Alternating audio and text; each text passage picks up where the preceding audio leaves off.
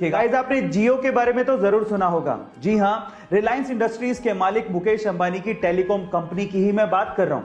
लेकिन अगर मैं आपसे सवाल पूछूं कि क्या जियो की भी कोई फुल फॉर्म होती है, या फिर ऐसे ही जियो और जीने दो लाइन से इन्होंने जियो शब्द को उठा लिया है, क्या आप जानते हैं? चलिए मैं आपको बताता हूं। एक्चुअली जियो शब्द ऐसी किसी लाइन से नहीं उठाया गया है, इसकी भी एक फुल फॉर्म होती है और इसकी फुल फॉर्म है जॉइंट इंप्लीमेंटेशन अपॉर्चुनिटी। आप में से कितने लोग ये बात जानते थे? चैट सेक्शन में जरूर लिखिएगा। गाइस, इंडिया में मुश्किल से कोई आपको साइकिल पे ऑफिस जाते दिखेगा, लेकिन ये चीज बाहर के देशों में बड़ी कॉमन है, स्पेशली नीदरलैंड में।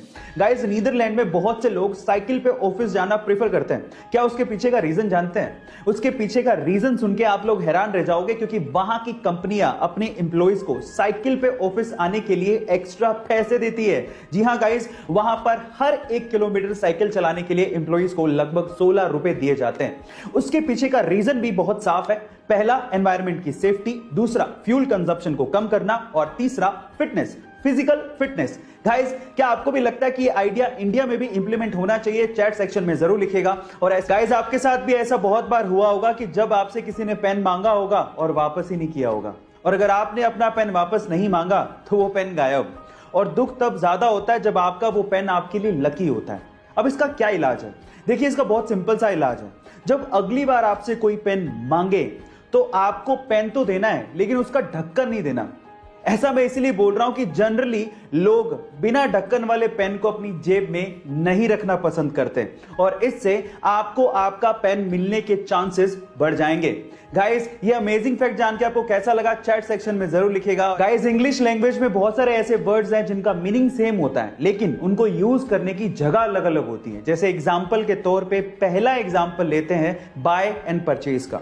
बाय आप तब यूज करते हो जब आपको सस्ती चीज खरीदनी होती है, लेकिन परचेज आप तब यूज करते हो जब आपको महंगी चीज खरीदनी होती है। इसी तरह से एक और एग्जांपल लेते हैं, सी एंड वॉच।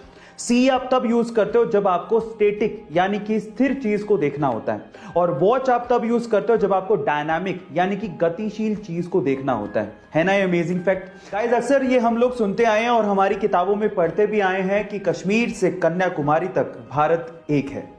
लेकिन क्या आपको पता है कि कश्मीर से भी ऊपर लद्दाख में एक जगह है जिसका नाम है काराकोरम, और वो भी भारत का हिस्सा है? बहुत से लोग इसके बारे में जानते तक नहीं है। इस हिसाब से अगर देखा जाए तो कश्मीर से लेके कन्याकुमारी नहीं, बल्कि काराकोरम से लेके कन्याकुमारी तक भारत एक है, ऐसा होना चाहिए। क्या इसके पहले तक के फैक्ट आपको पता था, और क्या आप मुझसे सहमत हैं? तो चैट सेक्शन में जरूर लिखिएगा।